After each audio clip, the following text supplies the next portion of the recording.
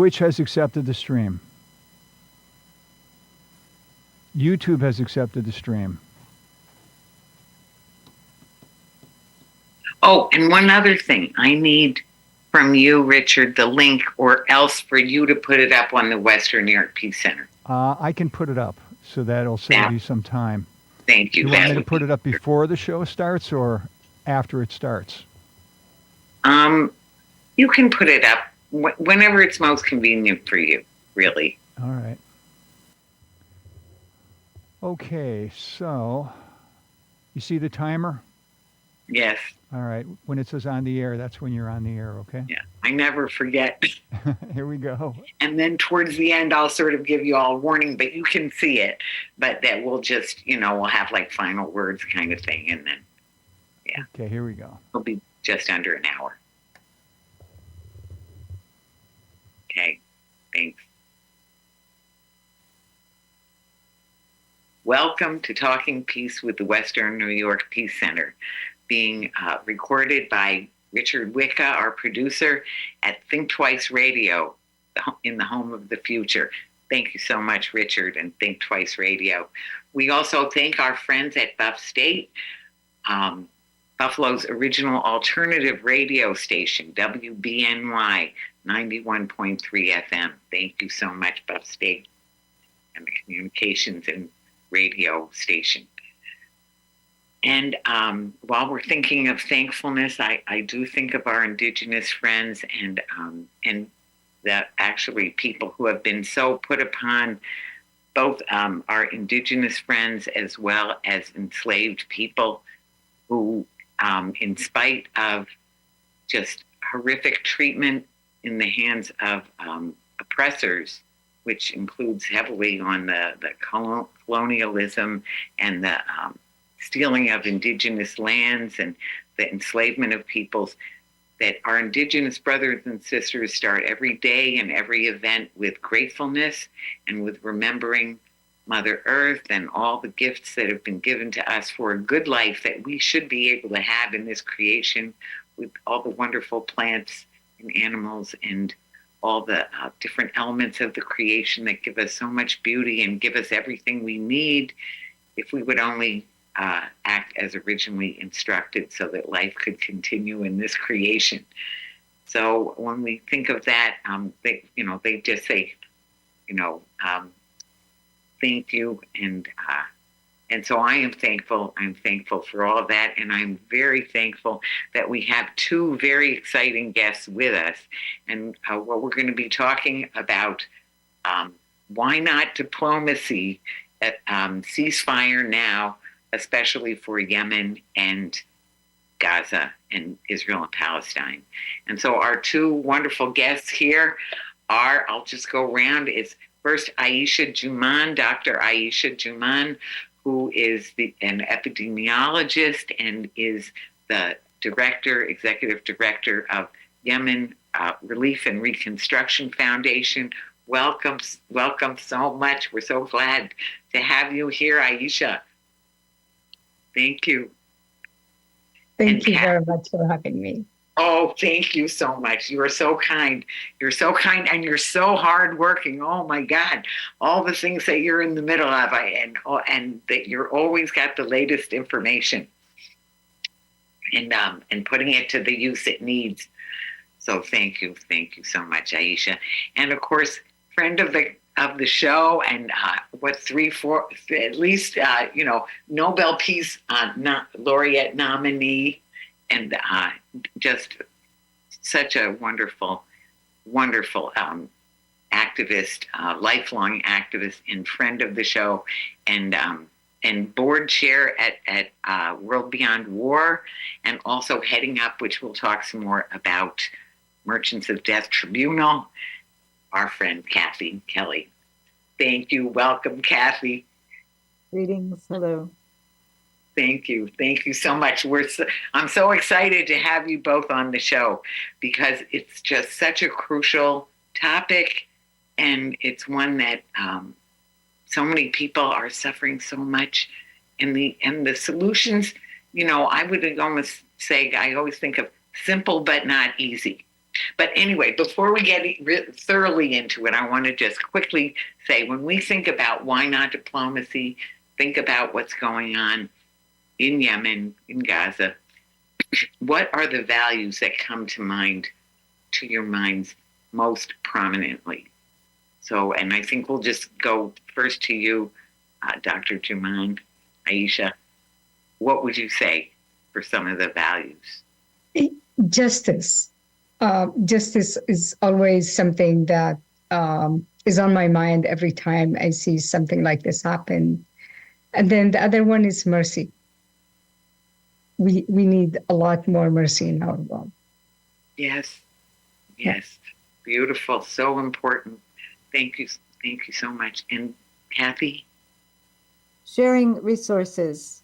Rather than trying to control other people's resources, we should be sharing our resources. And so when I think of children who are hungry, who will be traumatized for the rest of their lives by this aching hunger, and not to mention the fear and the displacement and the idea of children who have on their bodies written WC NSF, wounded child, no surviving family. We must share our resources with those children and stop being selfish and greedy and so vulgar in our cruelty.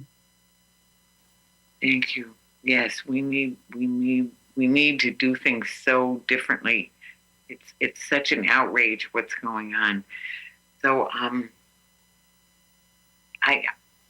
want to say, well, I'm going to go back to my usual. I usually think of truth and love when I'm thinking about this, our topics. And we have a variety of topics, but it always comes down to what is really happening. As Dr. King said, unarmed truth and unconditional love.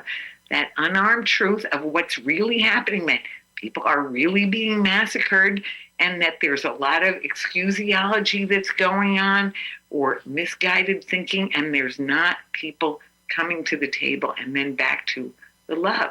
So people, the love that causes people to fear others. Maybe we're afraid and we want to protect people, but we're not protecting them. It's just making it worse and worse. And then there's the greed and the truth of the matter, that resources are being stolen rather than shared, and that people are making big money off of. We'll get into that.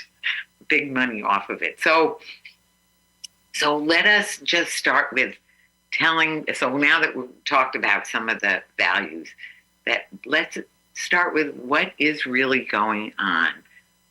And let's say in terms of, if we start with Gaza, I think, about, and really in Yemen and Gaza. And so why don't you both each share, some overview of that for people that's most up to date on what's happening. So, Dr. I would like Kathy to start. I'm stalking her because I go to your Twitter feed so often, Aisha, just to try to see what's happening. So please, Aisha, if you could let us know what you think. Okay, so basically what we all have been seeing, a genocide being committed with total U.S. support and Western countries' support on our, phones and our TVs. And it's just heartbreaking, and it's shocking. It's unbelievable that something like this would be unfolding in this century, and that instead of stopping it, we have countries that presumably wrote the laws of war after World War II are the ones who are, supporting it. So this has just really shattered any illusion I have of Western countries, democracies, or value system. They only, bring these when their enemies or their adversaries do it. But when they are doing it, when their allies are doing it, then they don't just bury the information so the American public don't know what's happening. They spread lies, constant lies. And so you have a country like Yemen, who's been for a decade reeling from an aggression that was US supported and led by the Saudis and the Emiratis since 2015. And it's the country that's been blockaded and still is under blockade. It's the one that said, you know what, I'm not going to stop and watch a genocide. I'm going to try and do something about it. And what did they decide to do? They made two announcements. One was in November, which is over a month after the horror started in Gaza, Israel, and said any Israeli owned or linked ship is not going to be passing through the Bab el-Mandeb unless there is a ceasefire. And when there was a lull in activities and in fighting, those 6 days, they actually stopped. They're not attacking ships. They're just telling ships, use another route. You cannot go through Bab el-Mandeb. Not a single death has occurred since they installed these policies.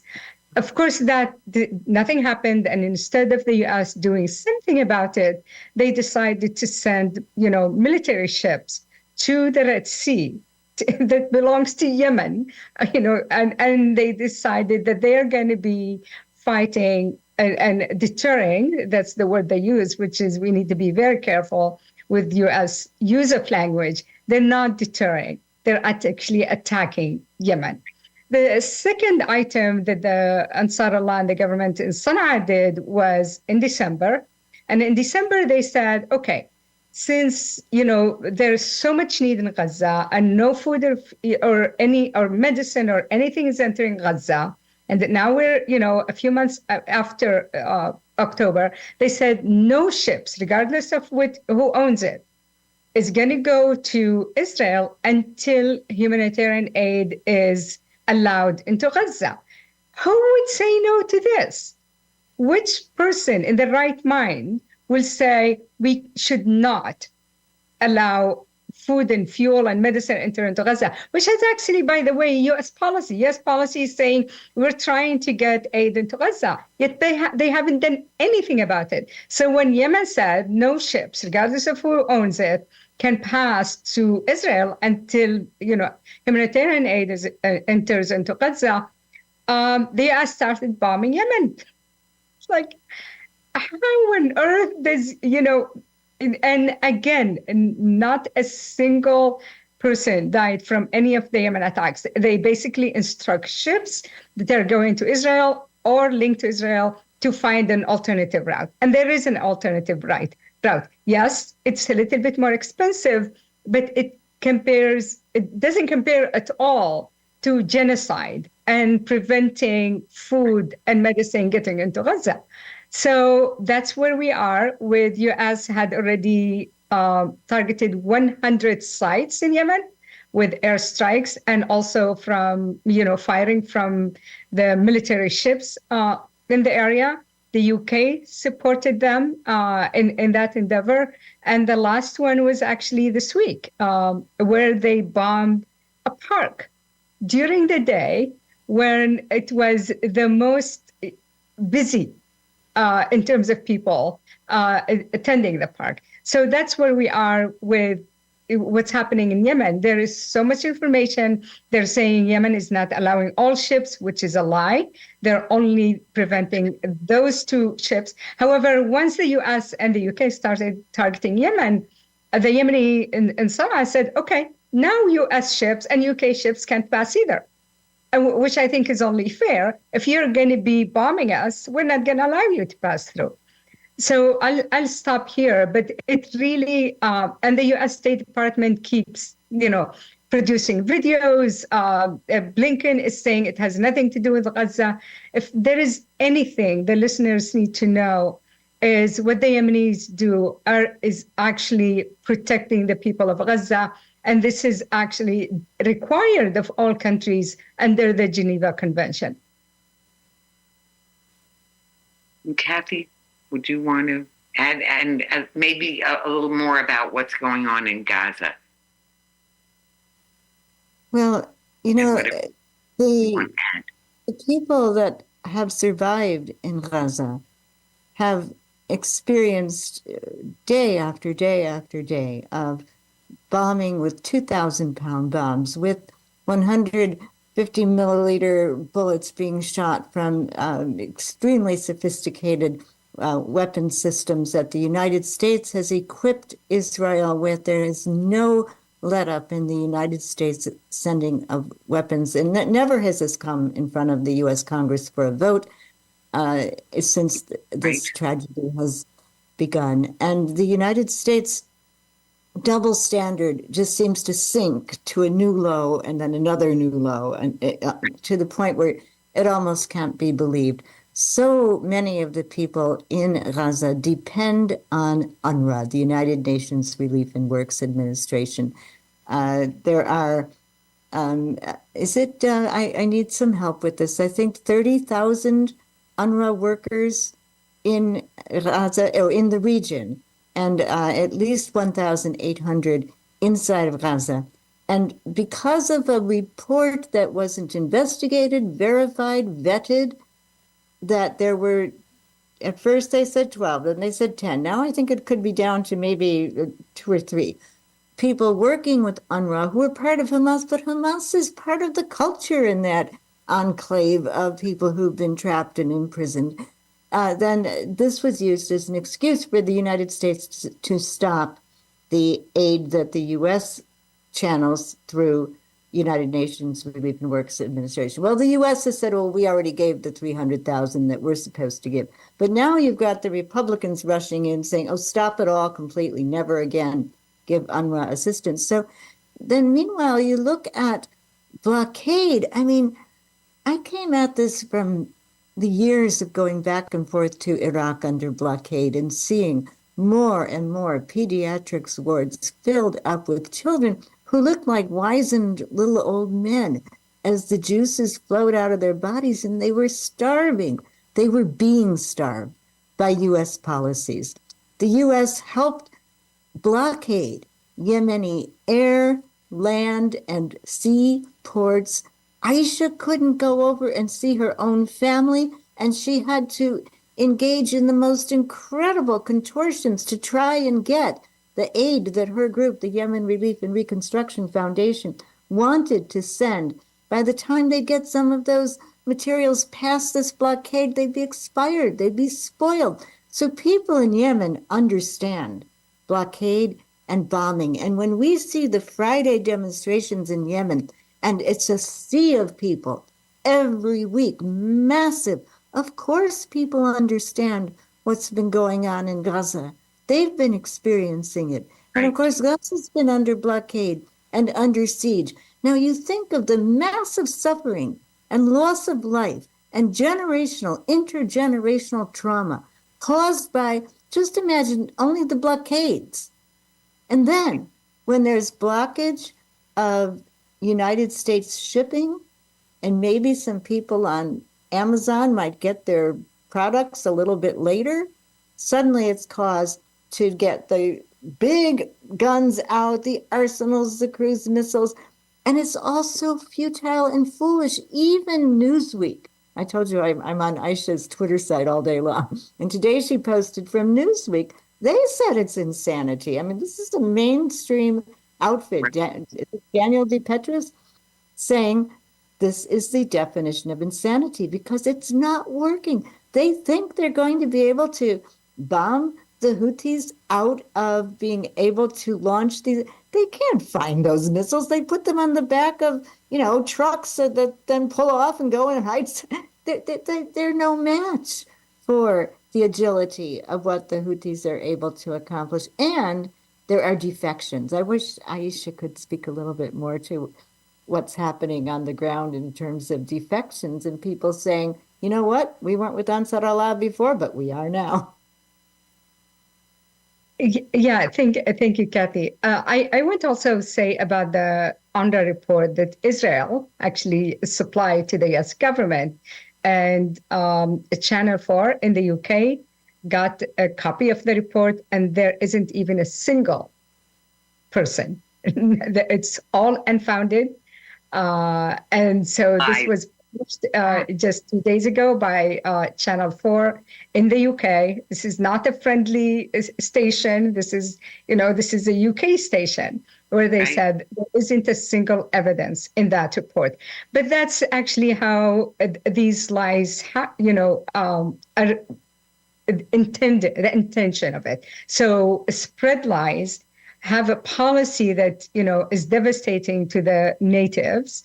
And then even if the truth comes, there isn't anything you can do about it.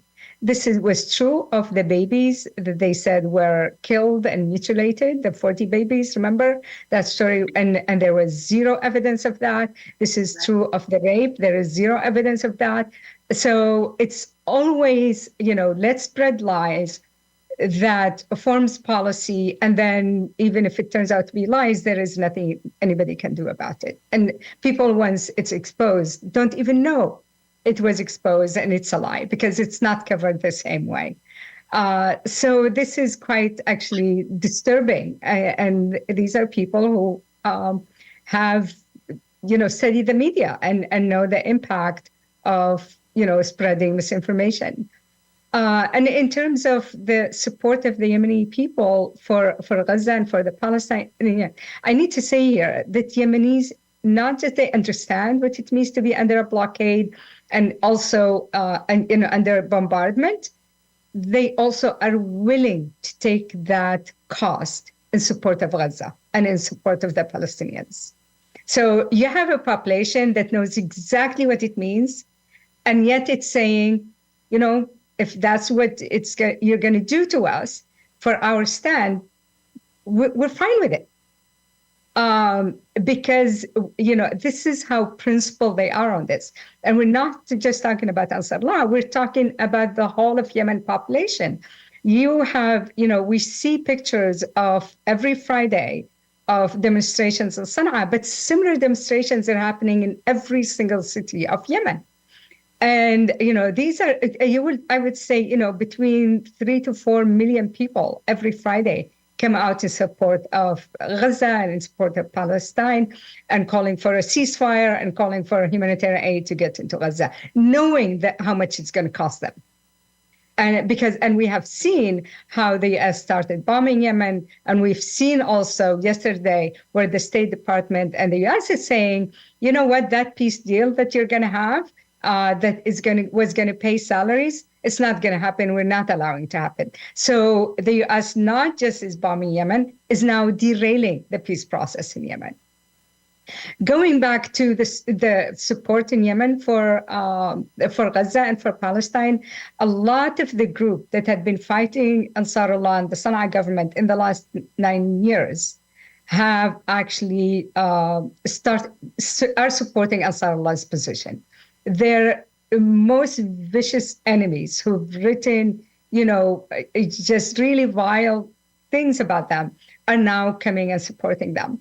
And not just that, they're also helping them to get more weapons, which is really a kind of, nobody ever thought that this is going to happen. We have a whole regiments, military regiments that had defected from the other side, going to Sana'a to say, we are with you. Hizb al-Islah, which is the largest, political party in Yemen, had, their leaders had, came out publicly supporting Ansarullah's position in this. So you have only very few, a fringe that is not supporting this. But I would say at this point in time, and it will be a safe bet that over 90% of all Yemenis, regardless of their political affiliation, are supporting Ansarullah in this position. And could you comment, Aisha, on what other Arab countries' populations might be possibly concluding when they see what Yemen is doing and what their governments are not doing? Yeah, this is something it came out a lot in discussion yesterday when the Right. Saudi government made an announcement that they're not going to normalize with Israel until there is a Palestinian state up to 1967 borders and with East Jerusalem as a capital. And if you look at the comments from Arab populations, they're all saying, this doesn't compare anything to what the Yemenis are doing. You have more power than the Yemenis, yet the Yemenis are doing more than you. If you look at the popularity of Yemeni now, not just in the Arab world, but even in the Muslim world, it's amazing. If you go to Turkey today, there are pictures of Abdul Malik al-Houthi, the leader of Ansar Allah, that are being, unveiled in huge buildings. I mean, these are huge pictures. Yemenis in the UK, they will go to a restaurant, and once the owner knows they're Yemeni, they wouldn't allow them to pay for food because you would. I was in Oman actually in January, and the minute I say I'm Yemeni, everybody was like, "You are the only country that is standing with Palestine. We're so proud of you." And everybody's saying, we are originally from Yemen. This is our, and there is such pride. Even in Saudi Arabia, I mean, any country right now, even Egypt, the syndicate of journalists in Egypt had a protest, and they were saying, in their chant, were telling the government, Ibn Sana'a, the son of Sana'a, did something, and you're not. Can you learn from the son of Sana'a? So there is a huge popularity and support for Yemen's stand on this. And again, whether it's in Pakistan, whether it's in Indonesia, whether it's in Egypt, it's really, and even here in the US, you see a lot of young people making TikToks, videos, supporting Yemen's stand on that. And some, which I find really funny, they actually memorized how to say in Arabic, we have stopped this vessel from going to Israel. Mm. I think it is so wonderful, and it's so clear that when people know what's going on, one of the things I was just talking about, actually propaganda and persuasion, the amount of misinformation and just bold-faced lies, the absence, the leaving out of critical facts, like the conditions and the reasons and the actual facts of what's going on. And when people know the facts, the actual facts, which does not include a vast number of people in the U.S., are under total misinformation about what's going on. What goes out in the New York Times, in the mainstream media, in MSNBC, has mostly been just terribly, terribly ill-informed, disinformation, misinformation, and just to a shocking degree. And I think that part of that has to do with, I think I want to ask you, Kathy, if you want to talk a little about the Merchants of Death Tribunal and some of the reasons why some of that misinformation and disinformation goes out there. Why? Well, this is a remarkable time, I think. Just today, a group of 15 young people in a suburb of Chicago called Niles, Illinois, locked their arms together and sat down and shut down the entrance to a weapon-making production place. I didn't even know about it, called Woodward. And they had many, many supporters, and they just got out of jail right before this radio presentation. Well, this is happening all over the world. You see people shutting down British Aerospace Enterprises stockholder meeting. They had to shut the meeting down because of the disruptions. It's almost as though Code Pink is being reincarnated in all kinds of different settings. Wonderful. We started getting together for the Merchants of Death War Crimes Tribunal. It certainly was not part of my expectation, but I wouldn't be able to keep up with the dynamic actions that are happening all over the place. And so we do the Merchants of Death War Crimes Tribunal completely online. But this Saturday, we're fortunate because we have Aisha and Mairead Maguire together. I mean, that's quite a Yes. duo, talking about Gaza and Yemen. And so I really want to encourage your listeners to tune in. It will be at 12 o'clock Eastern time for a meetup. It's not in person, but we at least can be on the same call and people can Right. their questions and their comments. And one of the things we'll start off with is Mairead Maguire in the West Bank after she had just been tear gassed and shot. And of course, that didn't stop Mairead from giving a very good pitch that we've got to stop what's being done to the Palestinian people. So it's just a 2-minute video, but we'll start with that. The Merchants of Death War Crimes Tribunal is focusing on Boeing and Raytheon and Lockheed Martin and General Atomics. And those four have steadily, without pause, made great profits from the weapons that they've sent that have been used again and again. I had a chance to be in an interview with Aisha, I think it was close to almost a year ago. And I asked her, do you think war crimes have been committed in Yemen by these different companies? And she just did, in no time could say, well, yes, there was this funeral that was hit. There was this wedding that was hit, this school bus full of children. So that sort of thing has been going on in relation to Yemen since 2015, using U.S. weapons and U.S. approval and U.S. cover. And I think that greenlights some of what's been done by Israel now. I think the Israelis, once upon a time, if a hospital was hit, there'd be demonstrations. We'd say, you can't do this, stop. Well, every hospital in Gaza has now been hit. And even IDF soldiers have dressed up in scrubs and imitation hospital gowns and gone in to continue their killing in Jenin. So will we, this is maybe the first time people are watching genocide on their screens. And no matter what misinformation gets put out there, people have a gut reaction when they see that children are being slaughtered, maimed, tortured, starved, suffering without clean water, and this horrid, terrible, but necessary acronym that's written on the limbs of the children.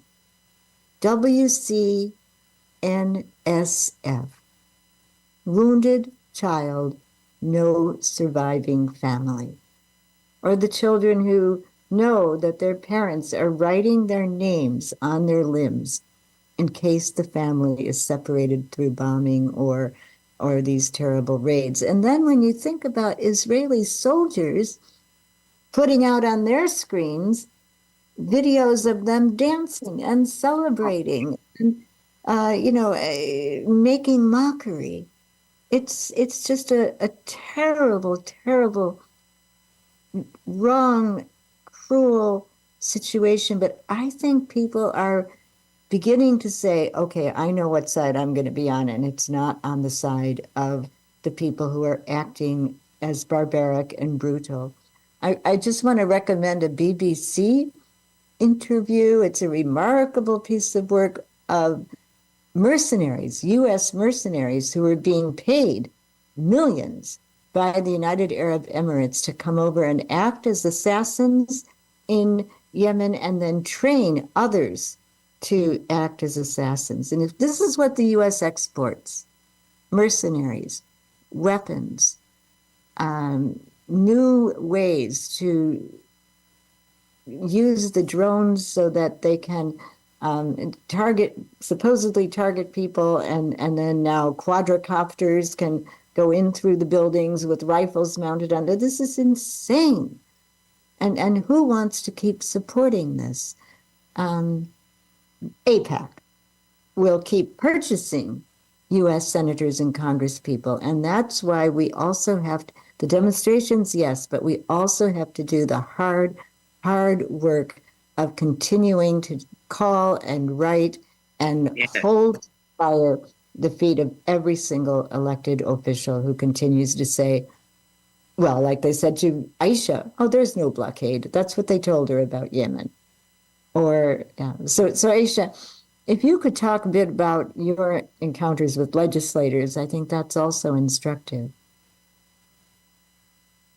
Yeah, like you said, legislators, although we think we are their constituents and we put them in office and they need to be listening to us, when you meet with them, they would be nodding, and but when it comes to the interest of especially the arms industry, you could not change them a bit. They are that's who pays for them to be in office.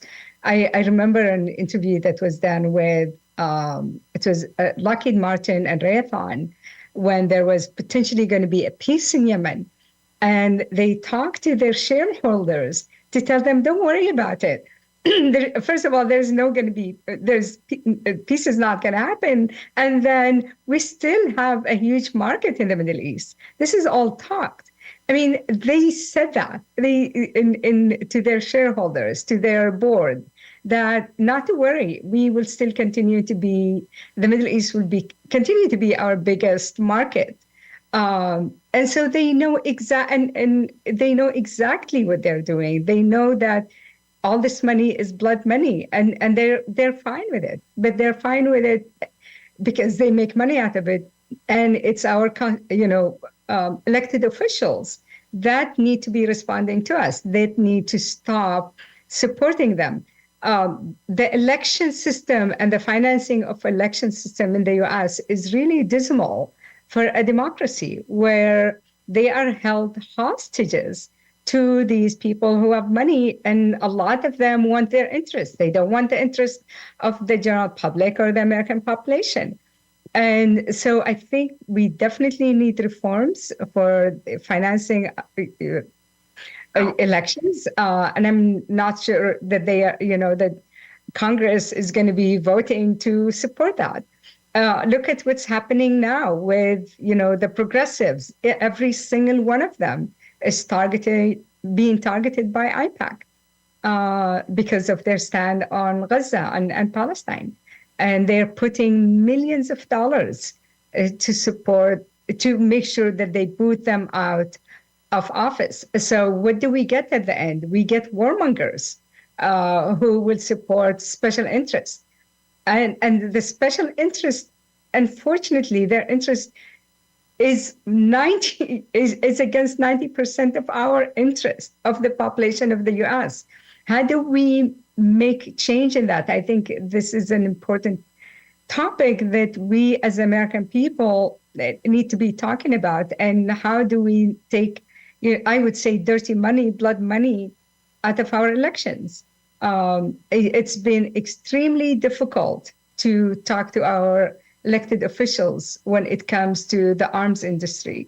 Yes. I'm told here, it's like, you have Boeing here.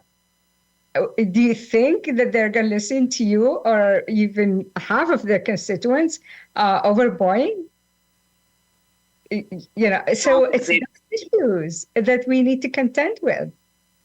Right. But it's very, very just wrong and really criminal. With so many, as we say, it's the U.S. government of, for, and by the corporations, and the media is bought in to the arms industry. So that's part of it. Sometimes I call it Fear Inc. So it's the U.S. Military, industrial, congressional, media, and contractor establishment that is all over it. But I just want to make a mention of two things that are a little more, I don't want to say optimistic, but just the fact of the international law is there. Now, it has been trashed, and as Kathy, as you put so well, it is the heights or the depths of hypocrisy keeps growing on just how hypocritical it is. However, those laws are in place against genocide, against war for that matter, since 1927-28, but also the proportionality, all of the things, not hitting hospitals, not hitting schools, all of the things that have been flagrantly ignored. But also there are more people, somehow the truth is getting through other media, as the international media, the BBC you mentioned earlier, Al Jazeera, Democracy Now, thank God for Democracy Now. And I want to say thank God for especially Jewish Voice for Peace. Jewish Voice for Peace, and I'm going to say our Buffalo chapter is thriving. And not only that, I am a member of, I won't say which, I hesitate to say which temple I am a member of here in Buffalo, as well as a couple of churches. They all know that. However, so I am meeting with people in not only our Jewish Voice for Peace group, which is thriving and showing Israelism this very night, and re-showing it with the Western New York Peace Center and Buff State. Shout out Buff State. Israelism, which shows that the conflating of Zionism and Judaism has been very pronounced over many, many years, and knows the fact of the safety and security of people in Israel is intimately tied to the safety and security of people in Gaza, in the occupied territories. So those groups, it's like Veterans for Peace, who will come out and do that truth telling and say, we know that's wrong. So, and even in where I attend temple, so I just talked with somebody, a Jewish woman that I had no reason, I know we both go there. I've seen her there many times, and I have brought up and do bring up, the people who are dying there when we're saying Kiddush, right? Who else do we want to remember who died? And I say the people in Gaza, the people in Israel and Palestine. And so this woman, when I said about being in favor of ceasefire, when we're talking informally, she said, oh yes, there are many of us. There's a whole contingent of people. So people are just afraid to say it, but they're learning more and more not to be afraid. So this is where I think it's the combination of people really knowing what's going on in terms of all the flagrant war crimes, and and also people understanding that the merchants of death are just raking in the dough, and the misinformation that goes ahead and allows that, and that includes coming out of Israel, because it is very slanted. Even your most trying to be, it's still a big slant and a lot of misinformation. And anyway, the Israeli government is doing a horrendous job, or you could say a good job, of cloaking and allowing and perpetrating war crimes. So, what would you say about the UN system and where and what we can do there, or other avenues for helping to work for change? And obviously, first you, Aisha, and then Kathy. Actually, I was going to ask Kathy to speak about the ICG, the International Criminal Court, and the case that was presented by South Africa, and what her thoughts are on that. Well, I think the International Court of Justice in South Africa did a very brave and exemplary thing, but they didn't come out and say, impose a ceasefire now. I think that they could have made a stronger conclusion. And when I think about what's commensurate to the suffering that is continuing to unfold in Gaza, the strongest possible conclusion is so necessary. But, it seems that we do have the Leahy law on the books, for instance, Yes. here in the United States.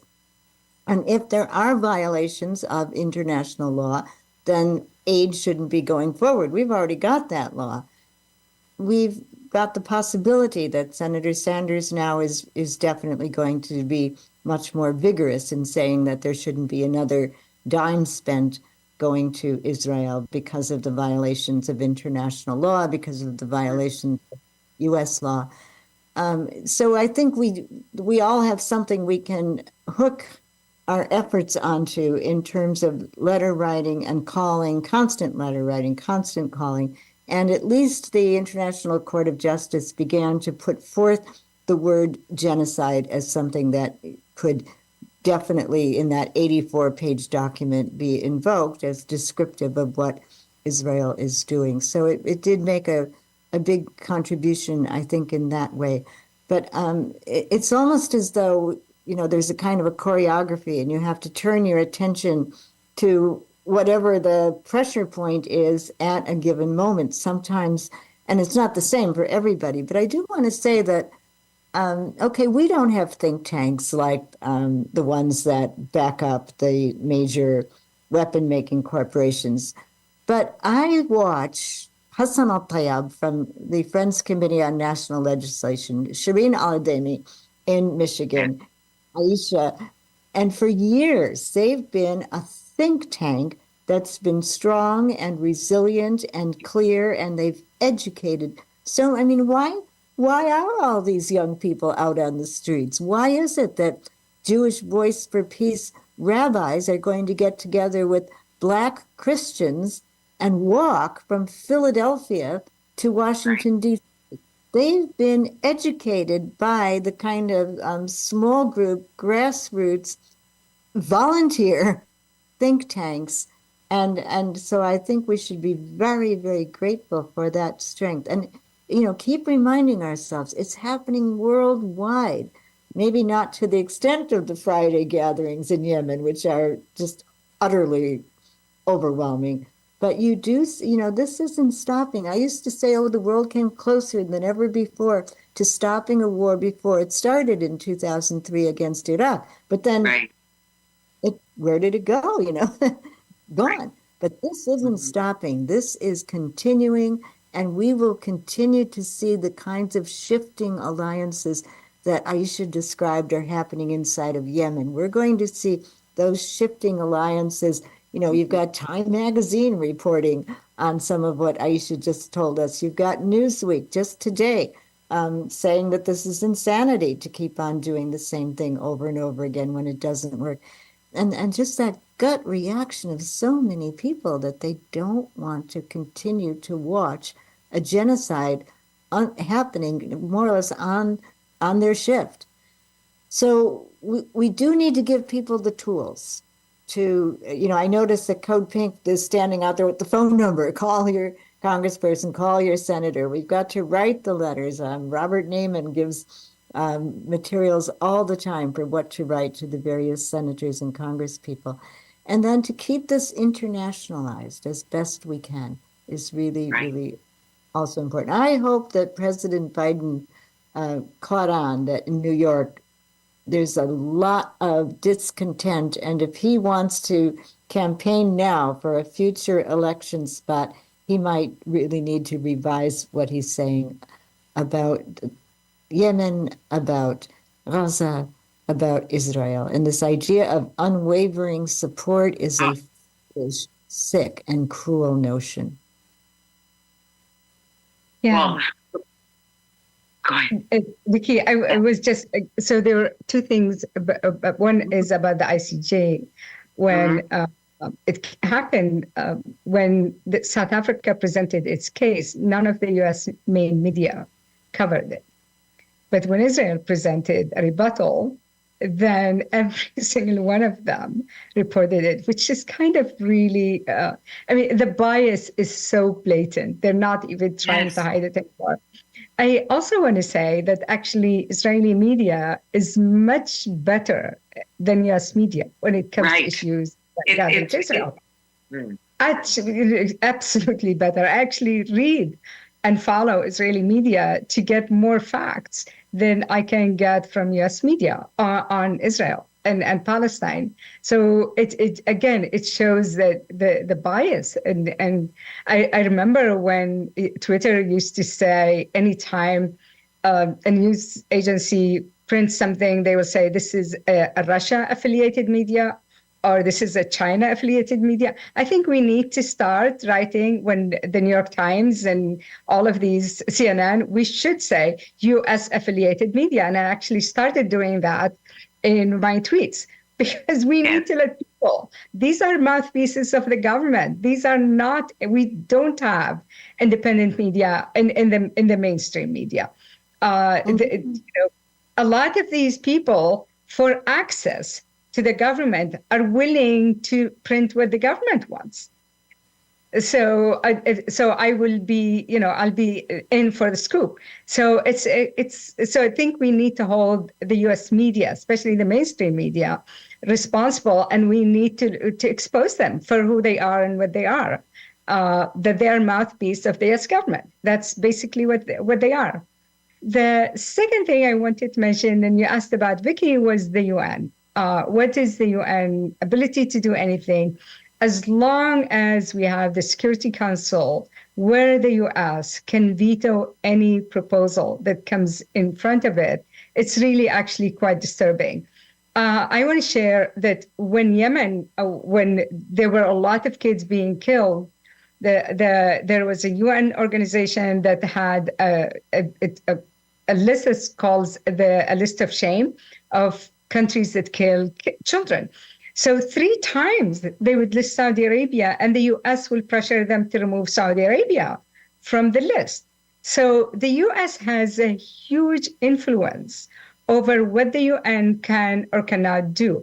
Even the last UN resolution and the UN Security Council that they debated and bent backward to get the US to agree to it, after they put all the language and they watered it down, it has no teeth, and they put it out for vote, the U.S. abstained.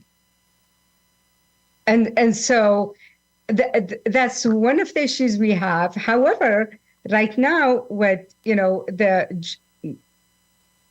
Algeria is presenting to the UN Security Council a vote to again for a ceasefire, and if there is a final judgment from the ICJ, the International Criminal Court, that not the ICC, the ICJ, that Israel is indeed committing genocide, that will go to the UN Security Council. And if the US vetoes it, then that goes to the General Assembly. And if we have only 2/3 of the countries sign on it, then these countries can, for example, refuse to allow Israel be part of the UN. So there is ways to circumvent U.S. protection of Israel, but we need the ICJ to make a ruling. They did say that they were giving Israel a month to respond. A month is almost over. We've seen a huge amount of information that was on the media by the Israeli soldiers showing the atrocities and the war crimes they're committing. They actually had a Telegram channel where they would post these atrocities that they were committing. And apparently this was supposed to be a psychological war against the people in Gaza. So all of that is evidence that the ICJ and the South Africa can put in front of the court. So I do hope that they make a final judgment and then that the UN General Assembly can make a good decision, because the UN General Assembly already voted, I think, 198 countries for a ceasefire, but it wasn't binding. But if they have a court that supports them, then it will be binding. Wow. Well, that, inshallah, from your lips to God's ears. And I want to say, as you're speaking, I'm just thinking, right is might.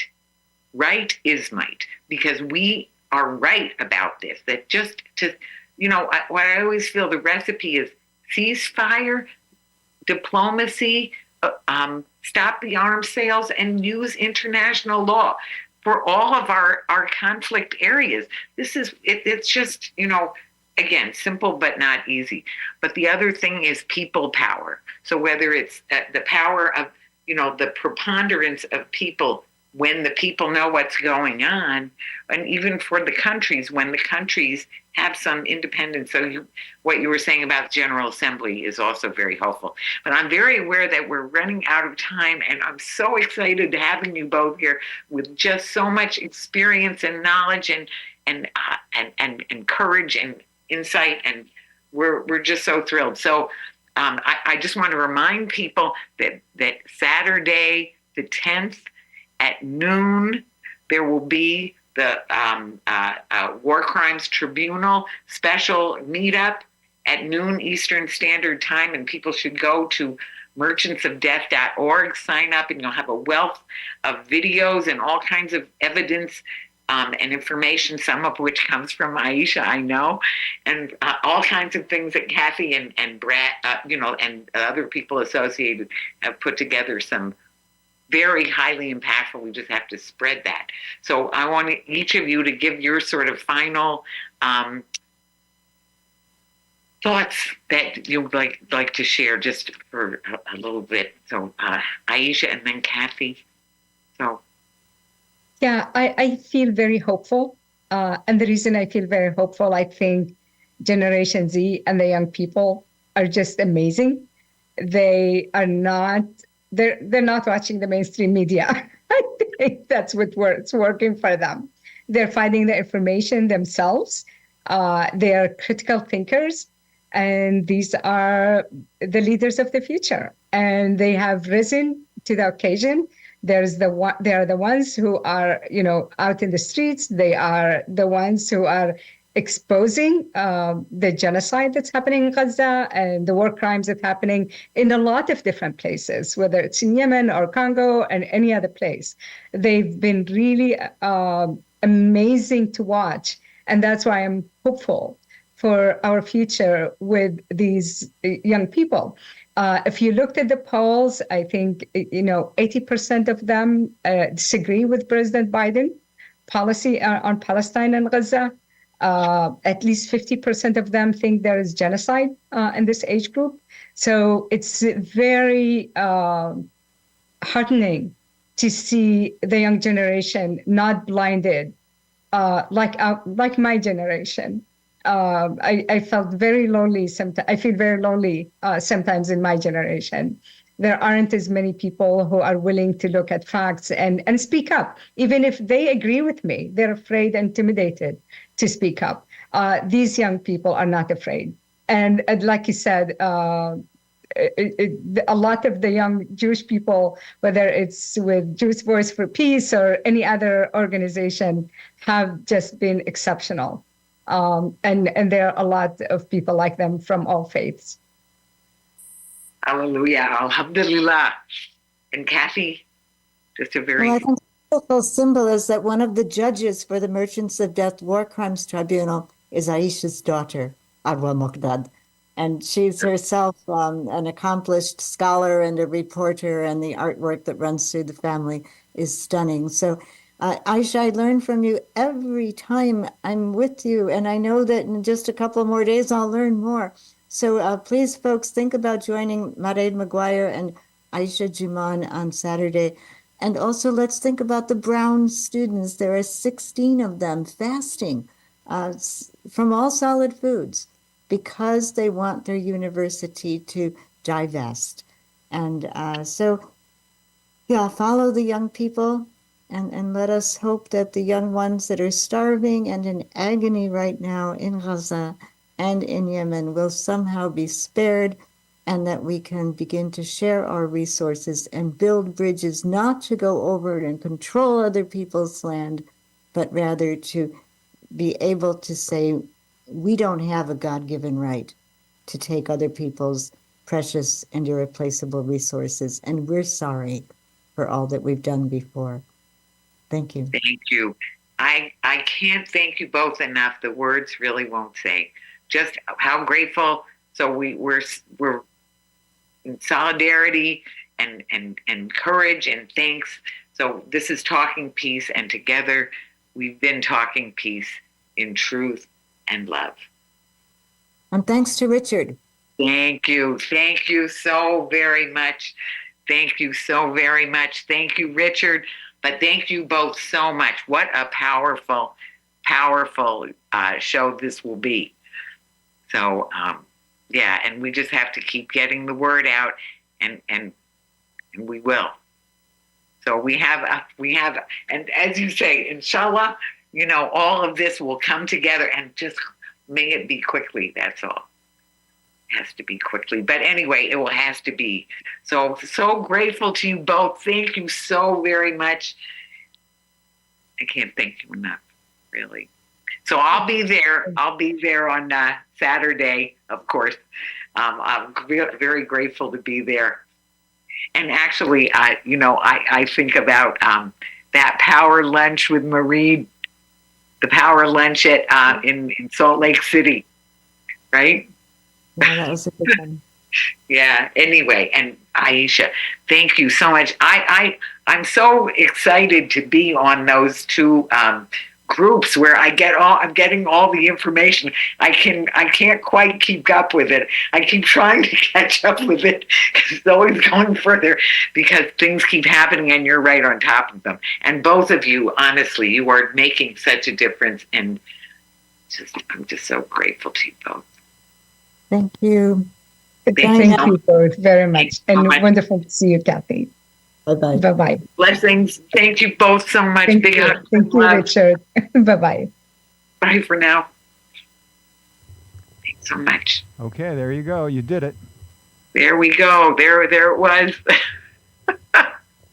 Well, thank you so much. I had to put a new thing in my hearing aid because I didn't want to not hear people at all. It was happening in class that one of them wasn't working because I had to replace a part or something. Now,